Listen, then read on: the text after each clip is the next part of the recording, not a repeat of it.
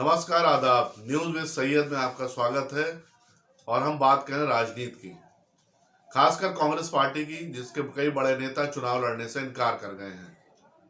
कई बड़े नेताओं ने टिकट वापस कर दिया है। कई लोग ऐसे भी हैं जो टिकट पार्टी देना चाह रही है लेकिन वो ले नहीं रहे हैं। ऐसे ऐसे लोग हैं जो राज्यों के कई कई बार मुख्यमंत्री रह चुके हैं लेकिन वो चुनाव लड़ने की हिम्मत नहीं जुटा पा रहे हैं और कोई ना कोई बहाना ढूंढ रहे हैं। इसमें कमलनाथ भी हैं, इसमें अशोक गहलोत भी हैं, इसमें हरीश रावत भी हैं। इन सब लोगों का नाम ऐसा है कि जो लोग मुख्यमंत्री रह चुके हैं लेकिन अभी लोकसभा को चुनाव लड़ नहीं रहे हैं। वीरप्पा मोइली भी हैं। तो जाहिर सी बात है कि इन सब के बीच एक बड़ा नाम उभर के आया है, दिग्विजय सिंह। क्योंकि मैं कांग्रेस पार्टी लगातार कई वर्षों से कवर करता रहा हूं, तो दिग्विजय सिंह ऐसे शख्स हैं जो बहुत डेयरिंग हैं। वो किसी भी चुनौती को बहुत आसानी से लेते हैं और जाहिर सी बात है कि उसी चुनौती के आधार पर उन्होंने टिकट लिया है लोकसभा का और वो चुनाव लड़ने जा रहे हैं। अगर सभी कांग्रेस के नेता इस तरह, जिस तरह दिग्विजय सिंह ने चुनौती स्वीकार की है, जिस तरह दिग्विजय सिंह ने हिम्मत जुटाई है, अगर सभी कांग्रेस के नेता इसके लिए तैयार हो जाए, खासकर बड़े नेता, तो हो सकता है पासा जो अभी भारतीय जनता पार्टी के खेमे में दिखाई दे रहा है वो पासा पलट भी सकता है। कई ऐसे जनरल सेक्रेटरीज हैं जो राज्यसभा के मेंबर हैं लेकिन अगर लोकसभा को चुनाव लड़ना चाहते हैं तो लड़ सकते हैं। हरियाणा से कई जनरल सेक्रेटरी हैं, खासकर कुमारी शैलजा हैं, रणदीप सिंह सुरजेवाला हैं।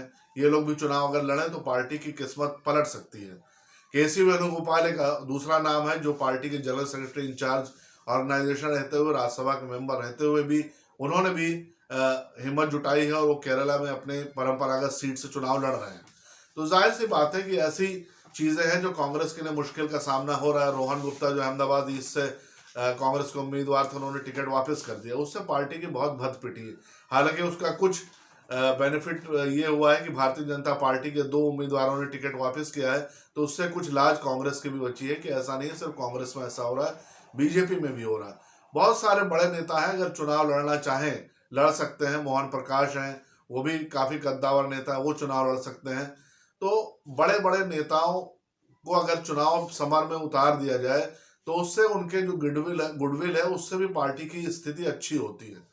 खास करके मध्य प्रदेश में हमने देखा किस तरह भारतीय जनता पार्टी ने अपने सभी सीनियर नेताओं को, नरेंद्र सिंह तोमर, प्रहलाद पटेल, इन सबको चुनावी समर में उतार दिया और उसके बदले क्या हुआ कि भारतीय जनता पार्टी ने वहां हारा चुनाव, बाजी पलट दी और वो जीत गए।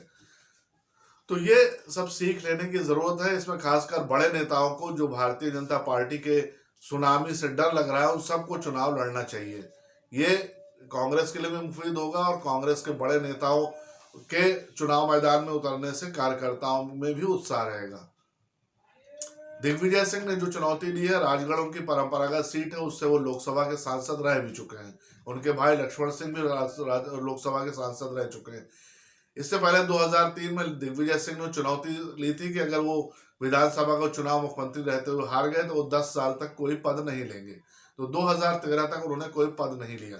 तो जाहिर सी बात है कि ऐसे व्यक्ति को लेकर जिस तरह से पार्टी में संशय बनी रहती है, उससे एक सीख लेनी चाहिए।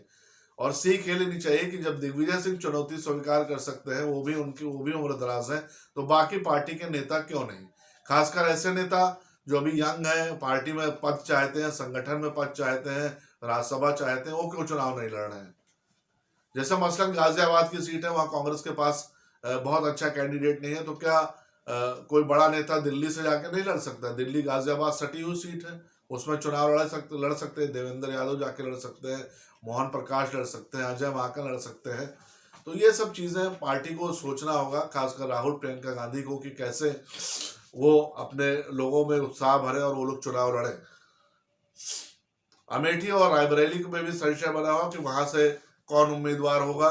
हालांकि कहा जा रहा है कि राहुल गांधी और प्रियंका गांधी चुनाव लड़ने वाले हैं। खासकर राहुल गांधी अमेठी से चुनाव जरूर लड़ेंगे और इस बात में कोई दो राय नहीं। लेकिन अभी तक अमेठी में कोई इस तरह की तैयारी शुरू नहीं हुई, इसलिए वर्कर्स में संशय है और उत्साह की कमी है।